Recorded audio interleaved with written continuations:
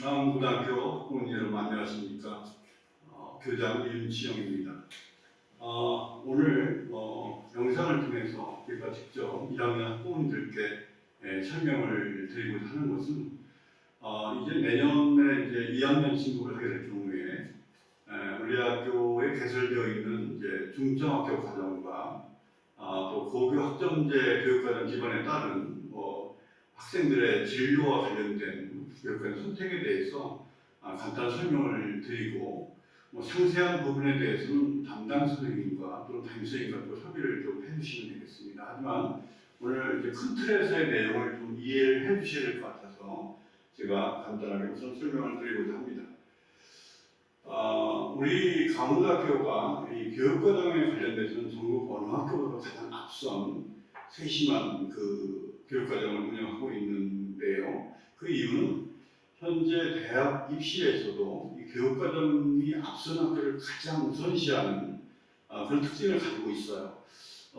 왜냐하면 그 교육과정을 보면 그 학교의 수준을 알 수 있거든요. 그리고 그 학생들이 이수한 교과목을 보면 그 역시 그 학생의 수준과 함께 진로에 대한 적합성에 대한 이런 부분들을 우리가 알 수가 있는 건데 대학에서는. 그래서 저희는 이제 이것을 정상적인 교육과정을 통해서 충분히 학생들에게 기회를 제공하고 또 이것을 나중에 대학에서도 검증받을 수 있게끔 가장 유리한 조건을 가지고 그러기 위해서 많은 신경을 쓰고 있다는 것을 알아두시고요.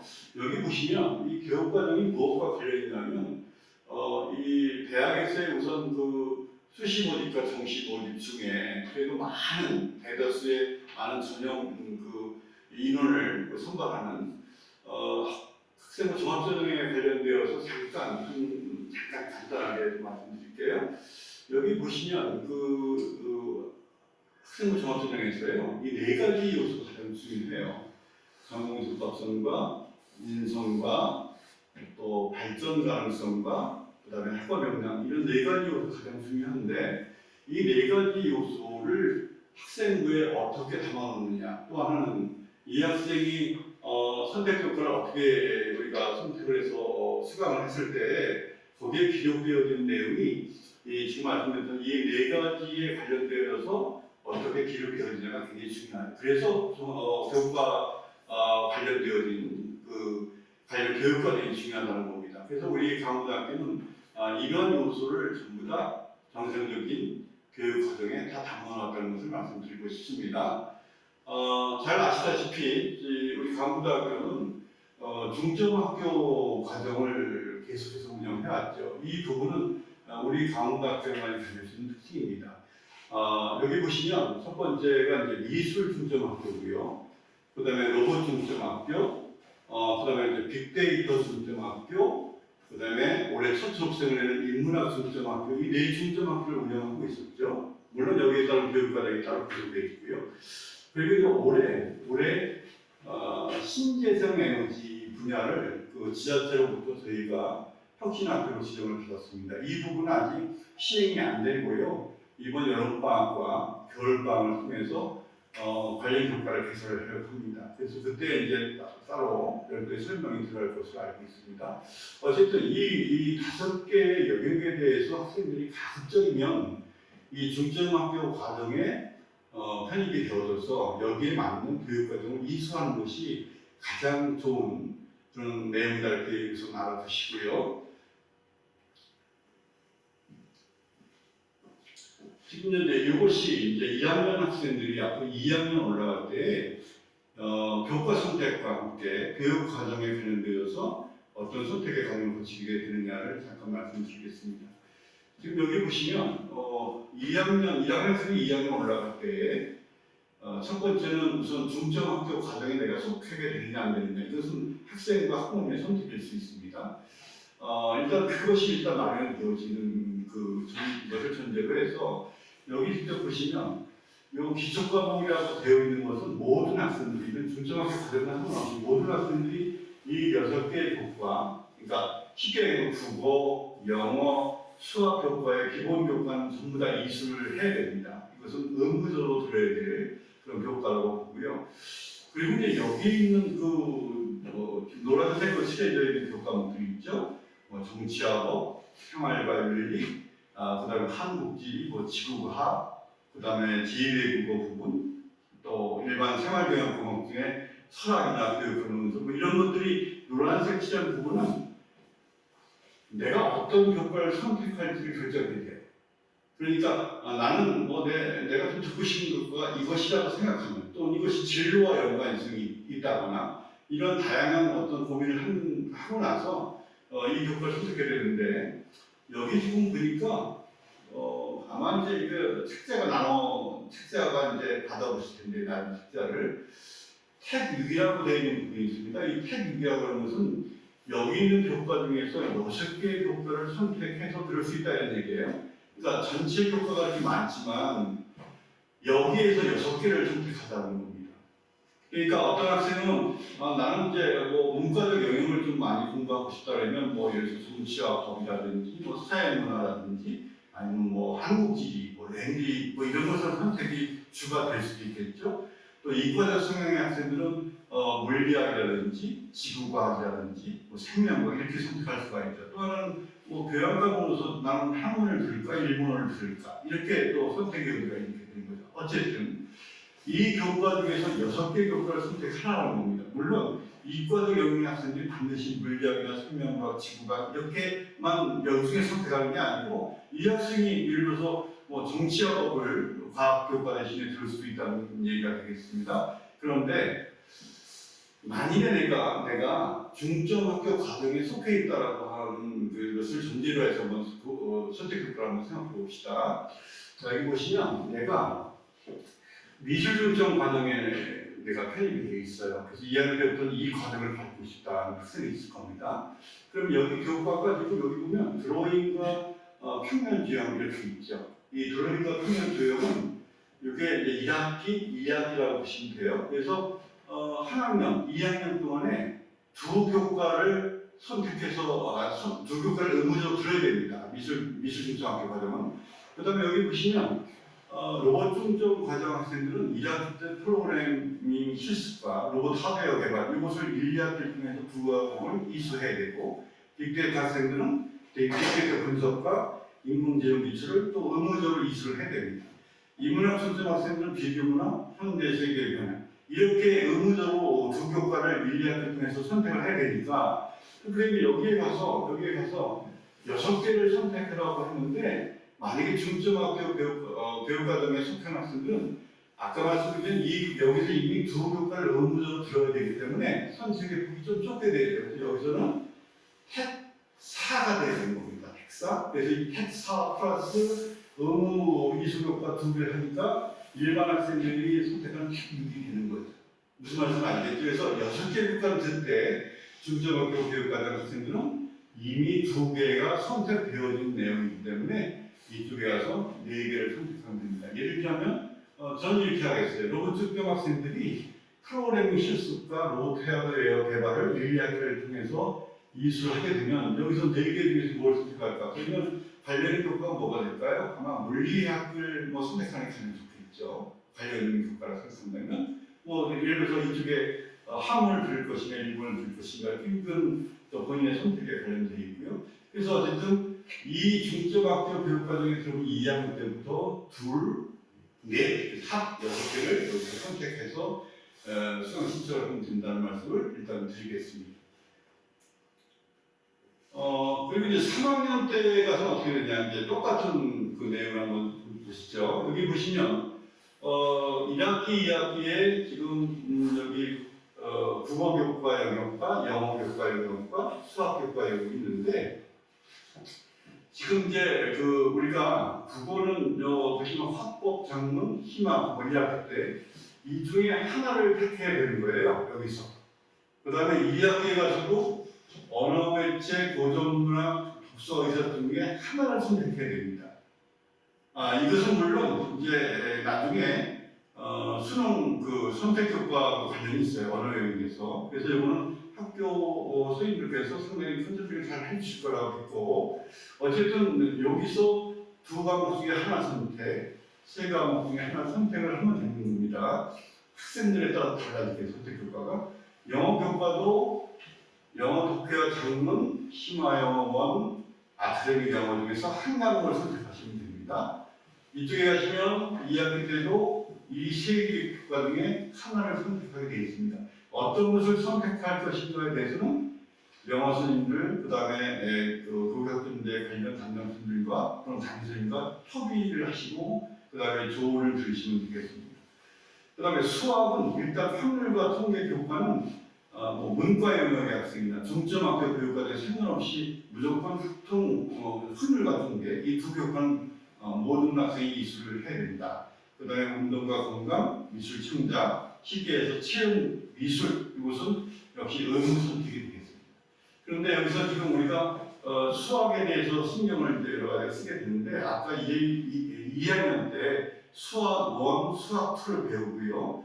그 다음에 나머지 이제 수학 교과가 확률과 통계, 미적분, 기하 이런 교과가 있지 않겠습니까? 근데 이것도 사실은 그 수능 교과 선택에 상당히 연관성이 있기 때문에 이과 학생들은 거의 미적분을 선택하게 될 것이고, 그다음에 문과 학생들은 확통이나 아니면 기하 이쪽에서 선택이 많이 늘릴 것이라고 저는 봅니다. 물론 경제학과 관련 학생들이나 이런 학생들, 문과적 영역 학생이긴 하지만 미적분이 상당히 중요한 요소로 작용할 수 있는 교과가 또 이 교과이기 때문에 이것도 역시 수학 선생님들과 또는 교과학점제 담당 선생님과 협의를 해주시면 좋은 조언을 받으실 수가 있다고 보시면 되겠습니다.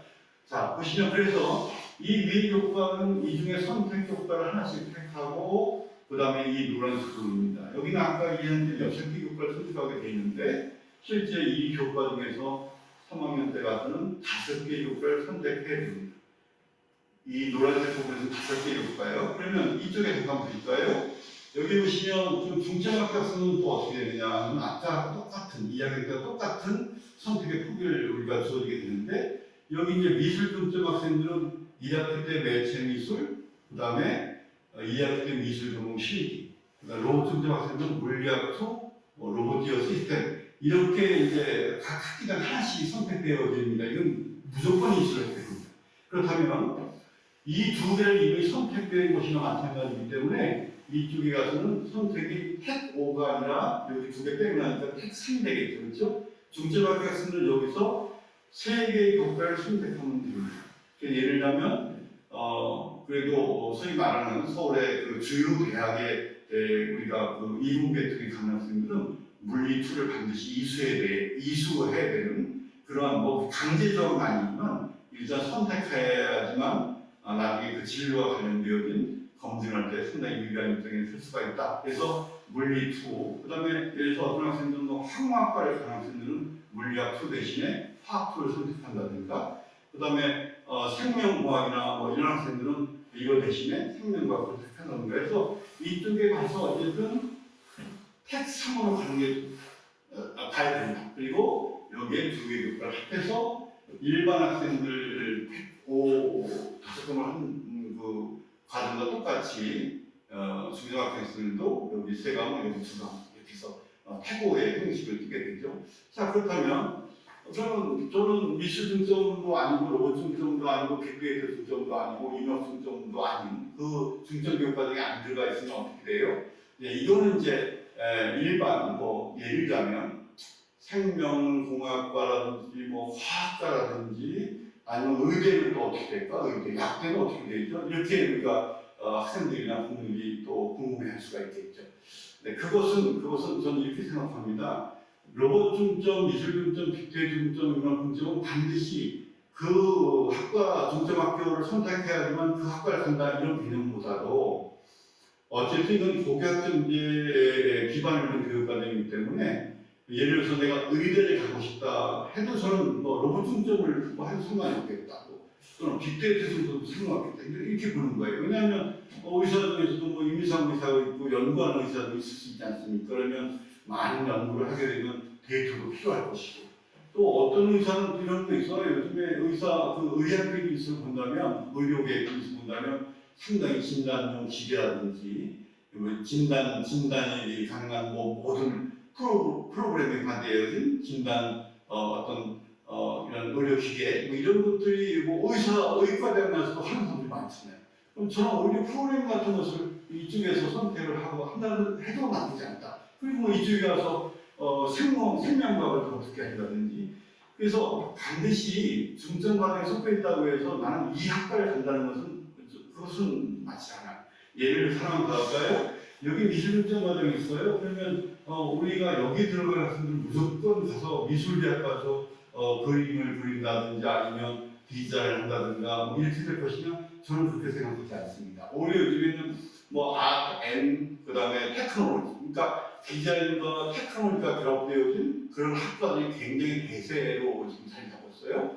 그러면 이쪽에 고등학교 때 이쪽에 디자인 공부를 하고, 그 다음에 예를 들어 대학교 때 프로그래밍 같은 수업을 듣고, 뭐 이렇게 해서 테크놀로지가 디자인이 결합되어진 이쪽의 지를 갖고 있는 학생들은 저는 그게 맞고 맞았었는데, 이렇게 해서 지금은 정말 융합적인 교육과정을 이수한 학생들이 가장 각광을 많이 받습니다.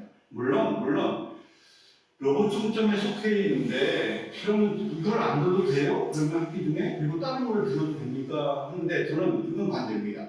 일단 학교가 개선해 놓은 중점학교에서 이건 무조건 이수하거라라고 여기 개설해 놓은 교과는 학교가 그동안 많은 고민을 해보고 대학에 가서도 그런 컨설팅을 받고 한 결과가 이 적어도 진로선택 교과인 이 두 개의 교과들은 이수하는 것이 좋겠다. 한 학년에 2개 교과 이상은. 심지어는 계절학기 때 더 많은 진로선택 교과, 전공 교과를 듣게 하는 것도 나쁘지 않다. 이렇게 보는 겁니다. 그래서 혹시 부모님들이 그래도 난 여기에 섞여 있으면서 교과목 선택은 학기 중에도 다른 걸 선택해도 돼요? 저는 반대입니다. 할 수 있겠다라고 얘기할 수 있겠지만 그거 결코 아이에게 유리하지 않다. 이렇게 제가 강조하고 싶은 겁니다. 그래서 어쨌든 이러한 교육과정을 통해서 중점학교에 속해 있으면 이건 학교의 교육과정이 따라오시면 된다. 단 여기에 있는 선택 교과에 대해서는 이게 3개를 선택하든 5개를 선택하든 본인이 하고 싶은 진로와 관련된 선택 교과를 선택하는 게 좋은데 문제는 나는 경영학과를 다니니까 무조건 경제를 선택해야 되고 이런 개념이 아니고 내가 경영을 하고 경제학과를 가더라도 내가 이 다음에 경제학자가 되고 싶어요. 그러면 예를 들어서 우리가 선택교과 중에 일본 쪽의 경제와 관련 있는 이걸 하고 싶다라든지 아니면 경영을 통해서 뭘 해보려고 하는데 그래서 교과를 보니까 당연히 경제교과는 선택하는 것도 나쁘지 않고요. 그 다음에 뭐 세계지를 듣고서 세계적인 어떤 그 정보들을 갖다가 지리 정보들을 난 습득하고 싶다면 이쪽을 선택해도 상관이 없겠죠. 그래서 이것은 우리 학교는 이게 오픈되어진 이런 법이 굉장히 커요.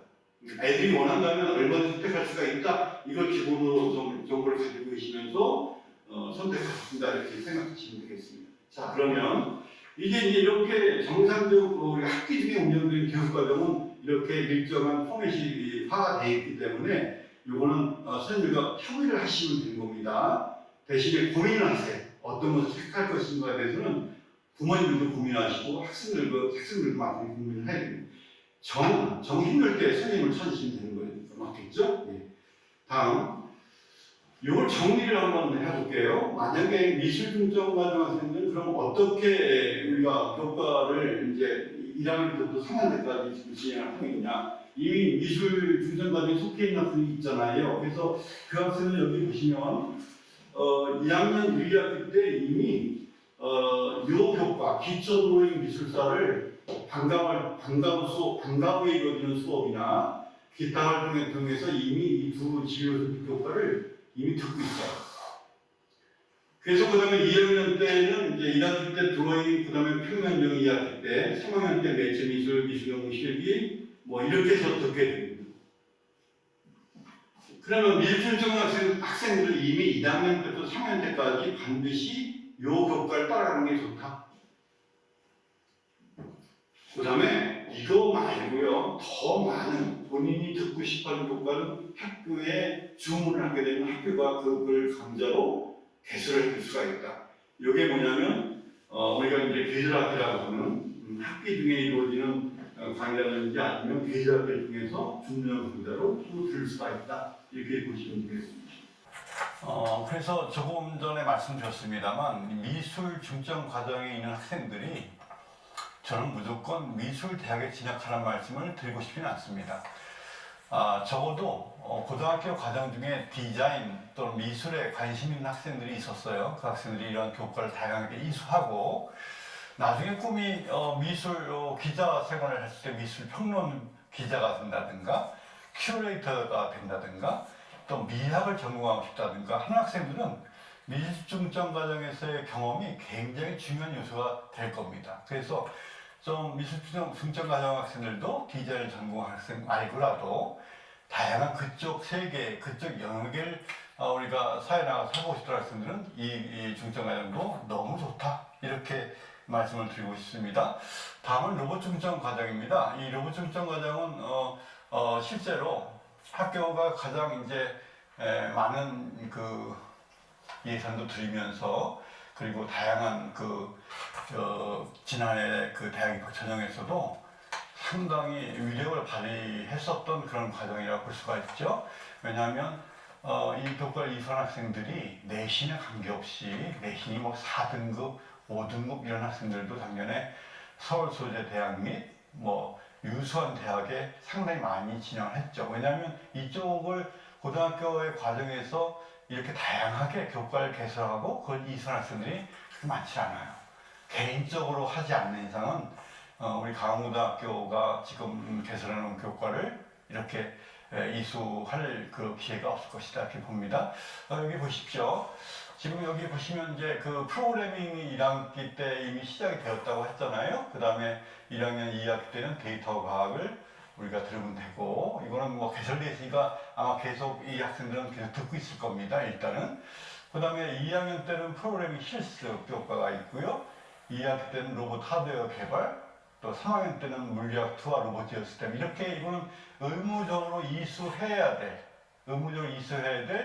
교과라고 보시면 됩니다. 다음에 이제 여기 보시면 이 교과 이외에 더 많은 관련 교과를 좀 진로 선택 교과를 듣고 싶다 할 때는 이제 지금 여기 여름방학, 겨울방학에 이렇게 개설해 놓은 주문형 강좌들이 있어요. 계절학기 교과들이. 그래서 여기 로봇 설계, 로봇 서포트, 소프트웨어, 그 다음에 로봇 제작, 로봇 모션 제어 이런 교과를 이제 선택해서 들을 수가 있어요. 물론 이건 강제 조항은 아닙니다. 이 주문형 강좌는 들으면 너무 좋다. 하지만 선생님 저는요 이거 말고요 다른 걸 좀 들으면 안 돼요? 가능하다. 하지만 제가 아까도 말씀드렸습니다만 학교가 많은 이제 고민을 한 끝에 그리고 경험상 요거까지도 들어야지만 또 연계 학습이 가능하다고 해서 하는 것이죠. 이렇게 생각할 수도 있어요. 사실은 예를 들자면 내가 이 로봇 중점 과정에 있어서 전자공학과나 아니면 기계공학과 갈 수도 있잖아요. 그런데 저는 만약에 제가 지금 현재 고등학교 학생이라면 이렇게 선택을 해볼 것 같아요. 로봇 중점 과정에서 프로그래밍이라든지 로봇 설계라든지 그다음에 소프트웨어를 공부를 했습니다. 근데 내가 그래서 연구소나 회사에 취업을 했어요. 근데 공대 나온다고 해서 사장 안 되리란 법 없잖아요. 그래서 경영도 저는 관심을 보이는 것 어떠냐 해서 계절학기 때는 또 뭐 국제 경제도 한번 들어볼 수 있는 여지가 있고 또 그 밖에 뭐 경제학 같은 걸 또 한번 선택해 들을 수도 있고 하게 되면 이 고교 과정 중에서 그런 다양한 융합적인 교육을 받은 아이들이 실제로 대학 입학 시에도 상당히 유리한 점이 있지 않냐 이렇게 보는 거죠. 왜냐하면 카이스트 그러니까 과학기술원에서도 경영학이라는 학과가 있거든요. 전공이. 그 이유는 뭐냐면 그 연구 분야에 있는 사람들도 이제는 경영 또는 창업 이런 것을 얼마든지 그 영역에 참여할 수 있는 사람들이 많이 생기다 보니 이것이 이제 그런 학과들을 아예 개설해 놨습니다. 마찬가지로 어쨌든 1학년 이번 1학기 2학기 때는 그냥 로봇 설계, 로봇 소프트웨어, 그 다음에 로봇 제작 이것을 듣고 2학년 때 가서 한번 본인들이 결정을 좀 선택을 한번 다시 해보면 어떨까 하는 겁니다. 2학년 때도 역시 여름방학, 겨울방학 때 중량 강좌가 있는데 이런 교과는 이제 진로 선택 교과죠. 로봇 중점 과정만에.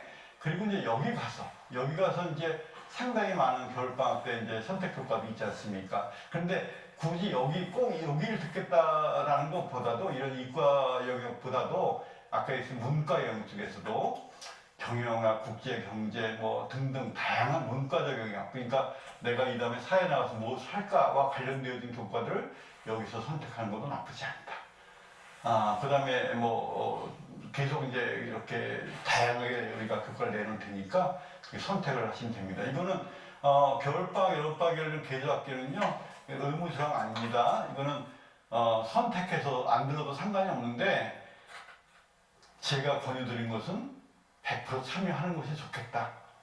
후회하지 않으실 겁니다. 자, 그래서 이제 이렇게 이제 우리가 다양한 교과들이 계속해서 이제 이렇게 우리가 가이드 그 테이블을 만들어 놓아서 나눠 드리는 책자도 있으니까 참조를 해주시면 좋겠습니다. 상세한 사항은 선생님들과 별도로 의논해 주셔도 됩니다. 큰 틀만 이해를 해 주셔야 돼요. 네.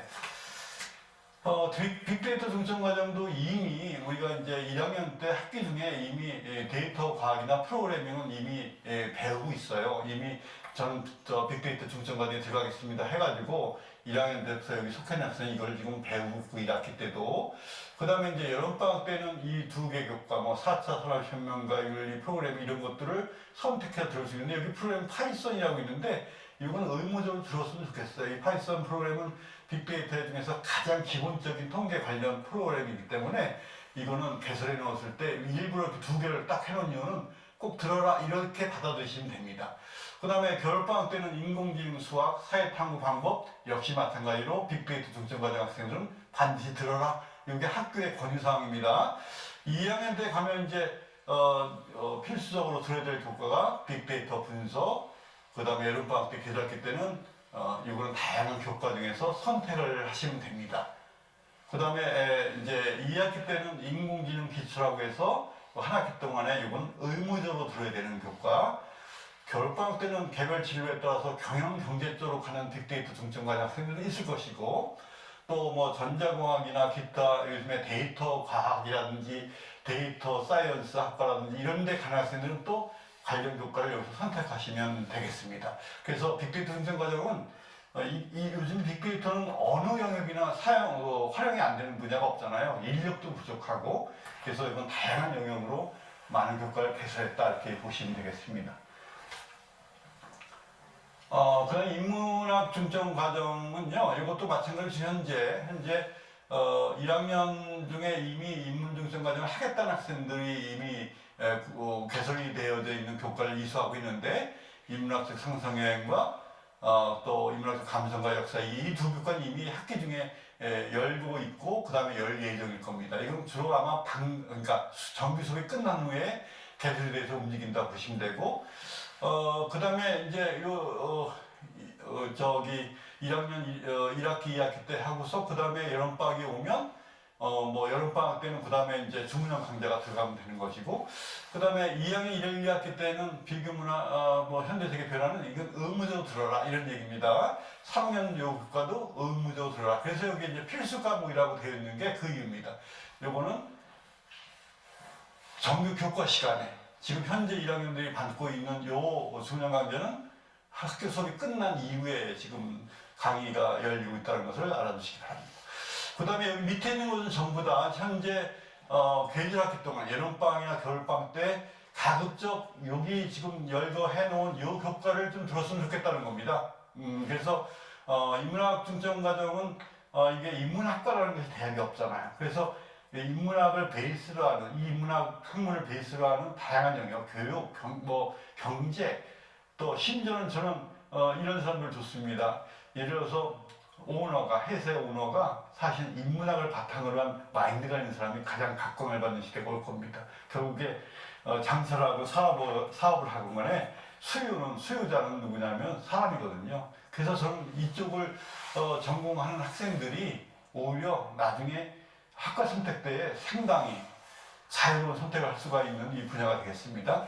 요 계절학기는 이 교과 중에서 가능하면 선택해서 듣는 것이 좋겠습니다. 물론 이걸 의무적으로 듣는 건 아닙니다. 여기는 이거는 하나의 예시로서 들렸으니까 가급적이면 들었으면 좋겠다는 것을 권유드리는 교과라고 생각하시면 되겠습니다.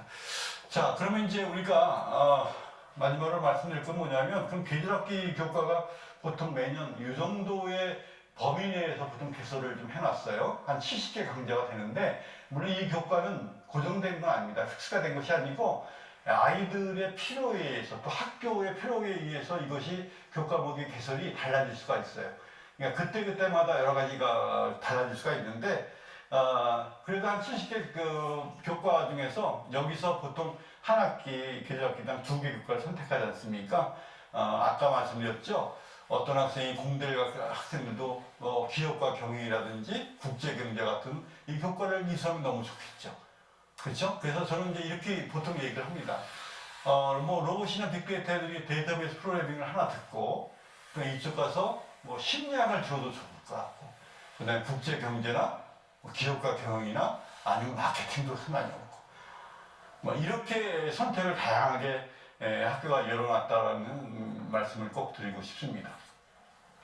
네, 제가 이제 지금껏 말씀드렸던 내용들은 1학년 학생들이 2학년으로 갈 때 어떤 그 중점학 교육과정을 선택할 것이고, 그러면 그 중점 교육과정을 선택한 학생들이 어떤 과정을 통해서 교과의 이수를 할 것이냐, 뭐 이런 것을 간단히 설명드렸고, 이제 여기서 이제 부모님들이 이런 말씀을 가끔 하세요. 우리 아이는 로봇, 뭐 빅데이터, 인문학, 미술 중점 과정도 아니다. 이렇게 말씀하시는 이제 부분들, 어떻게 하면 좋겠냐, 이렇게 얘기를 하시죠. 그래서 아까 설명이 잠깐 빠졌는데, 올해 저희가 신재생에너지 이쪽에 혁신학교로 지정을 받아서 이게 정규교과, 정규적인 학기에서는 지금 개설을 못했습니다만, 여름방학이나 겨울방학 때 열리는 중문형 강좌를 통해서 충분하게 교과를 선택해서 개설을 해놓을 겁니다. 제가 왜 신재생 에너지 분야를 갖다가 관심이 있어서 우리가 혁신학교 지정을 받았냐면, 앞으로 탄소 중립과 관련된 비즈니스가 이게 블루오션입니다. 엄청난 그 시장이 형성이 될 거예요. 근데 이것이 지금 대학에서도 그렇고 지금 연구 분야에서도 상당히 기초적인, 우리나라 입장에서는, 그런데 이건 반드시 시행되지 않으면 안 되는 분야거든요. 그래서 우리 강고등학교에서 그런 탄소 중립이나 거기에 따르는 신재생 에너지 같은 분야에 대해서 지금 시설도, 연구 공간도 별도로 이제 구축을 할 예정이고, 아마 1학기 중에 다 구축이 될 겁니다. 그리고 굉장히 저명하신 분들이 와서 계속 특강을 지금 하고 있는 중입니다. 뭐 서울대학 교수님들, 그 다음에 이제 이번 주에 끝나면 이제 뉴질랜드, 호주에서 오신 분이 있는데, 뭐 메타버스 관련된 이런 것들, 기타 뭐 다양한 분야를 자꾸 우리가 특강을 제공해줘서 미래의 탄소 중립에 관련된 그런 인재를 키워내보자. 이것은 이제 정규교육 과정에 아직 편성을 안 했습니다만 계절학교를 통해서 충분히 제공해드릴 예정입니다. 네, 자, 학부모님들, 그리고 이걸 혹시 이제 보게 될 학생 여러분, 우리 학교가 지금 운영하고 있는 이 고교 학점제를 기반으로 하는 중운영 강제를 우리가 다양하게 개설해 놓고 학생들에게 제공을 하고 있다. 그런데 이것을 움직이게 하는 데는 선생님들의 노고가 엄청 필요해요. 이 교과를 다 찾아내고 개설하려면 강의하실 또 대학 교수님들을 섭외해야죠. 또 그 강의하실 교수님들의 또 강사비를 마련해야죠, 학교가. 또 이것이 원만하게 이루어질 수 있도록 선생님들이 또 방학 때 다 나오셔야 됩니다. 영문교과 선생님들이. 이걸 관리를 하셔야죠. 왜냐하면 이걸 배운 것을 가지고 교수님들이 평가를 하시면 평가에 대한 기록이라든지 세부적인 특기사항을 선생님들께서 협의하시고 교수님들과 그걸 기록하셔야 됩니다. 그러니까 업무가 한 두세 배 돼요.